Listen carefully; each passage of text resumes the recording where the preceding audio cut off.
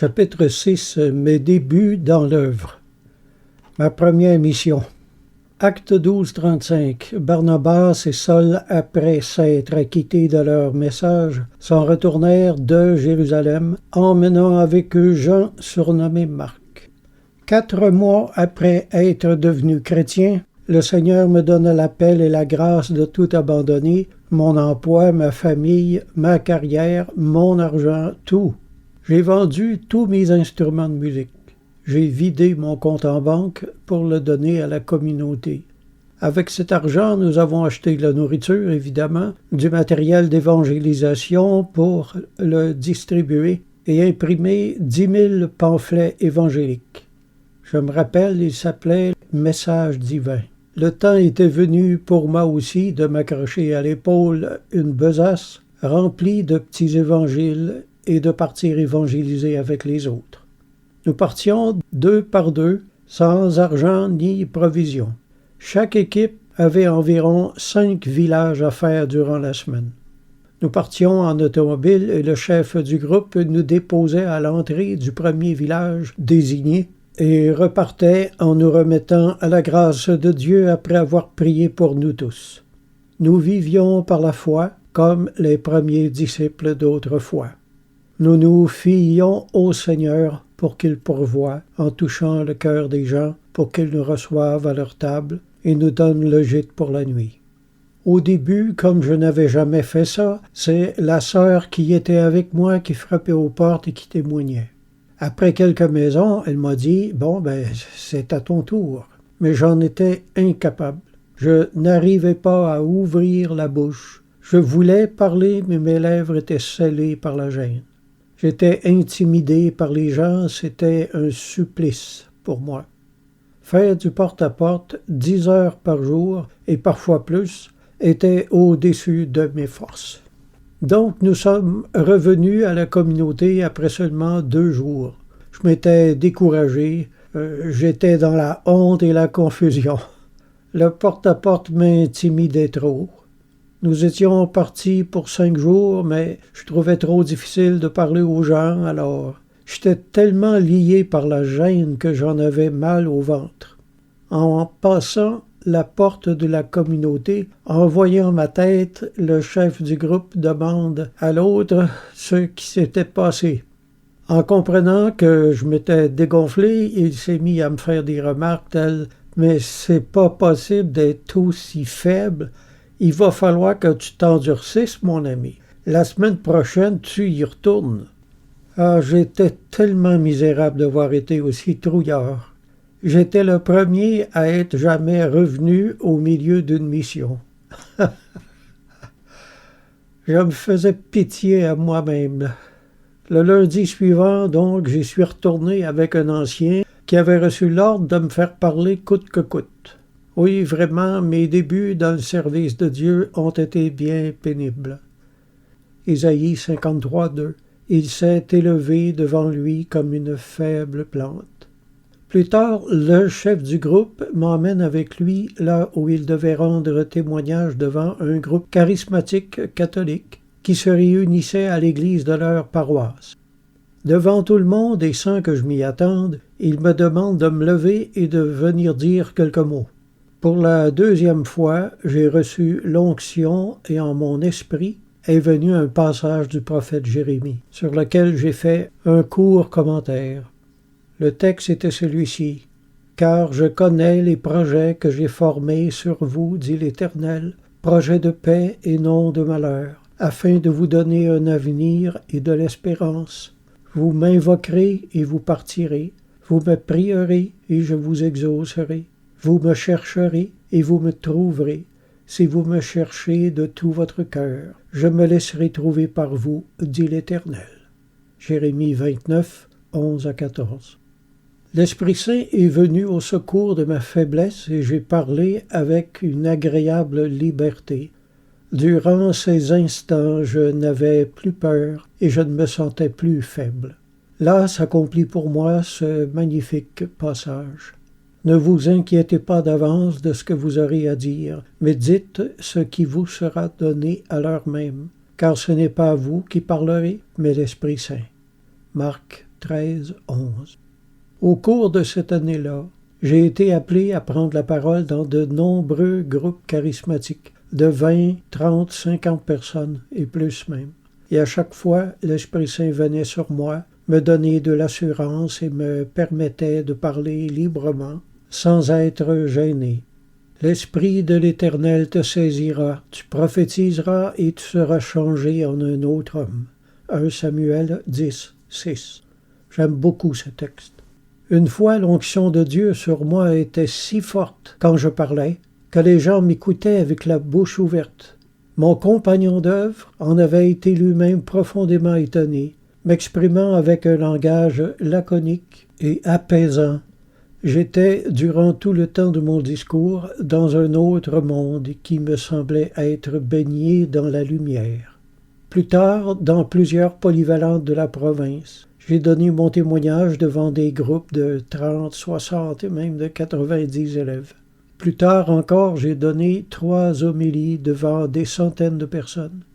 D'un être jadis timoré et craintif, j'aurais encore pu, il y a quelques années, par la grâce de Dieu, prendre la parole devant une foule de 3000 personnes avec l'assurance d'un jeune lion. Moi qui n'avais pas d'instruction et qui m'exprimais très mal, Dieu m'a lentement fait devenir son écolâtre. Oui, le Seigneur a fait pour moi de grandes choses. Moi, le faible des faibles, l'avorton de la famille. Voilà le parcours de ma vie et le témoignage de la fidélité de Dieu à complaire à la faiblesse des faibles. Pourquoi le choix de Dieu s'est-il arrêté sur moi? C'est très simple. Parce que Dieu a choisi les choses folles du monde pour confondre les sages. Dieu a choisi les choses faibles du monde pour confondre les fortes.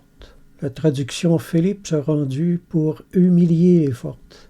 Et Dieu a choisi les choses viles du monde et celles qu'on méprise, celles qui ne sont point, pour réduire au néant celles qui sont, afin que nulle chair ne se glorifie devant Dieu. 1 Corinthiens, chapitre 1, versets 27 à 29. Nous avons eu faim, nous avons eu froid, nous avons été en toutes sortes de privations, et même en danger, dans la fatigue et la peine, dans les jeûnes et les prières, mais jamais je n'ai éprouvé autant de joie intérieure ni expérimenté autant de grâce dans ma vie. Mon heureux baptême par immersion maintenant. On m'a demandé si j'avais été baptisé par immersion depuis ma conversion. J'ai répondu que non. Alors le chef de la communauté m'a donné une étude sur le baptême tel que pratiqué chez les premiers chrétiens. Il parcourait avec moi tous les versets de la Bible à ce sujet.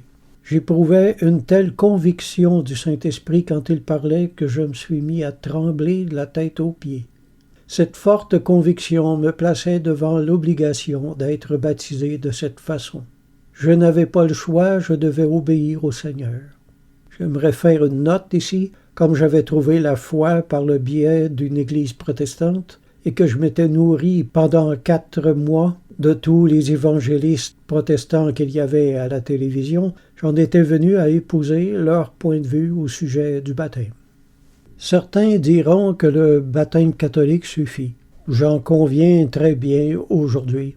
L'important n'est pas la forme du baptême, mais la sincérité avec laquelle nous le vivons par la suite. Dieu n'est pas un théologien. Dieu nous rejoint là où est notre foi. C'est aussi simple que ça avec lui. Dieu s'intéresse aux âmes bien plus qu'aux formes rituelles. Et si une âme, par conviction personnelle, en vient à adopter une forme de baptême plutôt qu'une autre, le Seigneur la rejoint dans ce qu'elle croit, même si la forme n'est pas théologiquement correcte. Dieu n'est pas un théologien, mes amis, il est un gagneur d'âmes. Rappelez-vous de ça. Nos convictions personnelles ne doivent pas être imposées aux autres. Selon qu'il est écrit, ne discutez pas sur les opinions. Une autre traduction a rendu « ne censurez point ». Que celui qui mange ne méprise point celui qui ne mange pas, et que celui qui ne mange pas ne juge point celui qui mange, car Dieu l'a accueilli. Voyez-vous? Que chacun ait en son esprit une pleine conviction. Une autre traduction, La traduction Taylor a rendu « Chacun doit décider pour lui-même ». Voyez-vous, le Seigneur n'interdit pas les convictions. Il interdit de les imposer aux autres, par exemple. Je continue la lecture biblique. Celui qui distingue entre les jours agit ainsi pour le Seigneur. Celui qui mange, c'est pour le Seigneur qu'il mange, car il rend grâce à Dieu. Celui qui ne mange pas, c'est pour le Seigneur qu'il ne mange pas, et il rend grâce à Dieu.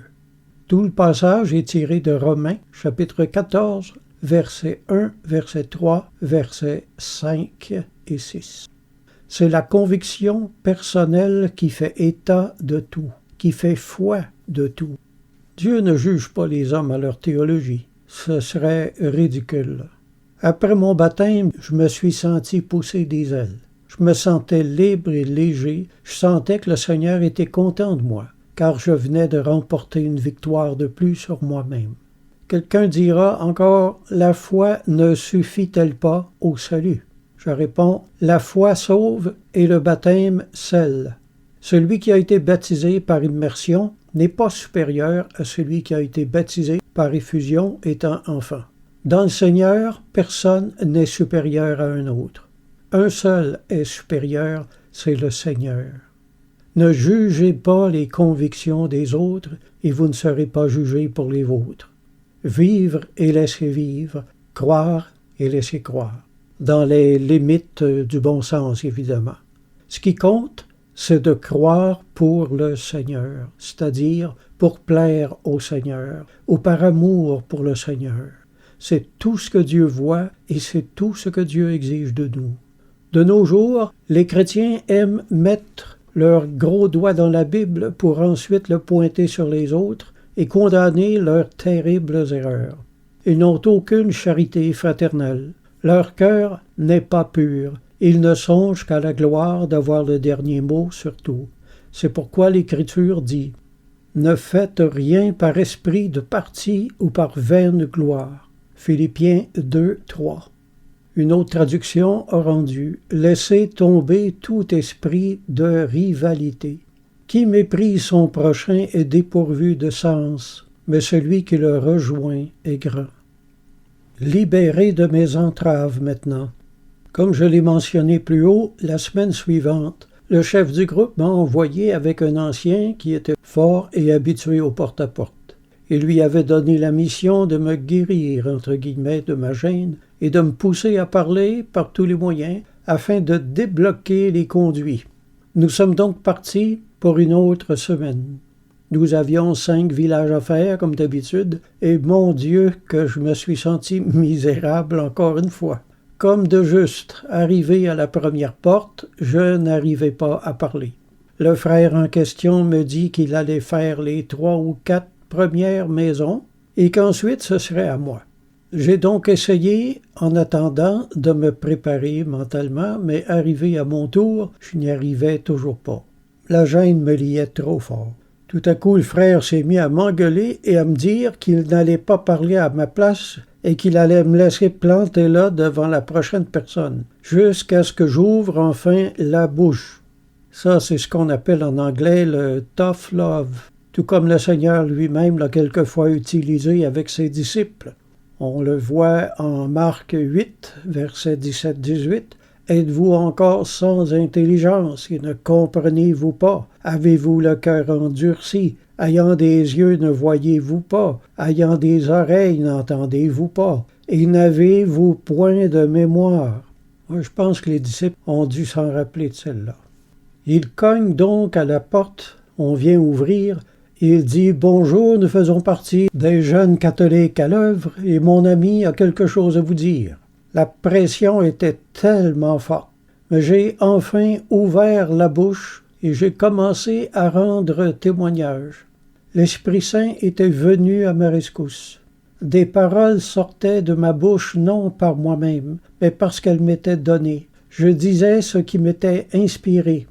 Les paroles se sont mises à sortir toutes seules. Quand j'ai eu terminé mon témoignage, j'ai réellement senti comme des chaînes se rompre autour de moi et tomber par terre.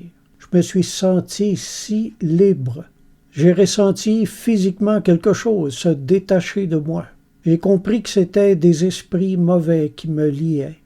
Esprits de gêne, d'embarras et de complexes de toutes sortes. Je me suis senti libéré au point que j'avais hâte maintenant d'arriver à la prochaine porte pour parler. Le frère faisait une porte et je faisais la suivante. Plus tard, le frère dit « Je commence à être fatigué, alors il faudrait que tu fasses toutes les portes pendant un bon moment. » En réalité, le frère n'était pas fatigué, il voyait seulement que ça me faisait du bien de rendre témoignage et il voulait fortifier et sceller ma nouvelle liberté. Je me doute qu'il devait être très content de lui, là. Jérémie 1, versets 6, 7 et 9. Ah, Seigneur éternel, voici, je ne sais point parler, car je suis un enfant. Et l'Éternel me dit, ne dis pas, je suis un enfant, car tu iras vers tous ceux auprès de qui je t'enverrai, et tu diras tout ce que je t'ordonnerai. Puis l'Éternel étendit sa main et toucha ma bouche, et l'Éternel me dit, voici, je mets mes paroles dans ta bouche. Le traitement que ce frère m'a fait subir paraît cruel, mais c'est exactement ce dont j'avais besoin pour me délier et m'émanciper spirituellement. La semaine terminée, nous sommes rentrés à la maison. J'étais épuisé, mais j'étais heureux. Nous étions tous heureux de rentrer pour raconter nos anecdotes et nos aventures autour d'un bon repas. J'ai commencé à prendre goût à cette vie très vite. Je me suis rapidement fortifié, et c'est moi bientôt qui accompagnais les plus jeunes par la suite. Je suis l'Éternel ton Dieu. Ouvre ta bouche et je la remplirai. Psaume 81, verset 11. Opposition spirituelle maintenant. À cette question que l'on m'a posée un jour, quelles sont les plus grandes difficultés que vous avez rencontrées lors de vos sorties d'évangélisation? J'ai répondu, les attaques mentales, l'opposition spirituelle, les esprits mauvais qui torturaient notre esprit et cherchaient à nous faire renoncer à ce que nous faisions. Quand on venait nous emmener en auto au premier village que nous devions faire, moi je priais tout au long du chemin afin que le Seigneur vienne à ma rencontre et me oigne pour témoigner. Ma grande peur, c'était celle-ci. Avant chaque mission, j'étais là à me torturer et me demander « Est-ce que l'Esprit Saint va venir à mon secours encore cette fois? » Une fois, je me sentais tellement insuffisant, j'étais tellement nerveux que j'avais une boule qui tournait dans mon estomac et qui me causait une douleur atroce. J'avais des étourdissements, je me sentais littéralement malade. Mais quand on a été arrivé, nous sommes donc descendus de l'auto. Avant d'arriver à la première maison, j'aurais voulu mourir. J'étais troublé par l'opposition que me donnaient toutes ces pensées négatives qui m'attaquaient. Ces pensées-là picoraient ma tête comme une volée d'oiseaux belliqueux. Mais lorsque je suis arrivé à ma première porte, l'Esprit Saint est descendu sur ma tête. Je dirais plutôt qu'il est tombé sur ma tête. Il est venu sur moi avec une rapidité qui n'était pas habituelle. On a ça, je pense, dans le livre d'Ézéchiel, où il emploie cette expression. L'Esprit de l'Éternel tomba sur moi. Moi, je le ressentais physiquement, là. Et comme je commençais à parler, toute l'opposition partait en coups de vent. Il ne restait plus un seul oiseau debout. Amen.